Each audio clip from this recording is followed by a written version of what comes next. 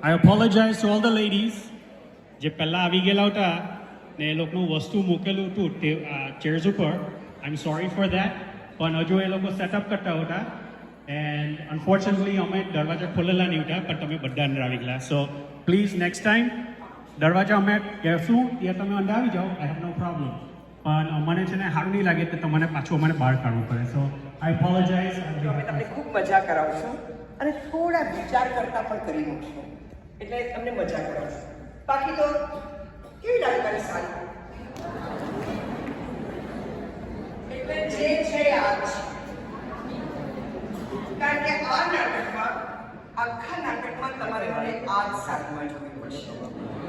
બધા મારી ઉંમરના થઈ ગયા છે, બધા વાંકા છુકાઓ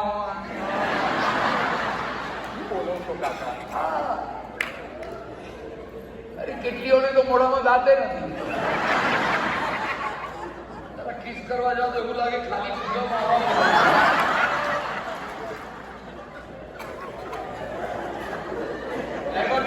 રોમેન્ટિઝમ.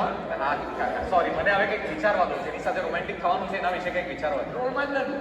ફાટેલા કપડાં પહેરે, સવારના 8 વાગ્યામાં પાસ્તા પૂછતી થાય. આ શું? રાતના લેટ પી આવે, દારૂ પીએ, પાર્ટીઓ કરે, એ પૈસા ઉડાડે. છોકરો બિચારો શું છે, રાઇટર છે, ફ્રસ્ટ્રેટેડ છે, થોડો બારી જેમ ગાંડો છે, નહીં બારી. એટલે આ ચાન્સ છે. છોકરી કમાય છે, પેલો સ્ટ્રગલ કરે છે રાઇટિંગમાં. છોકરીનો પગાર મોટો છે એટલે ઓલી એના પર ડોમિનેટ કરે છે. ડોમિનેટ. ઓહો, તમે તો એક જ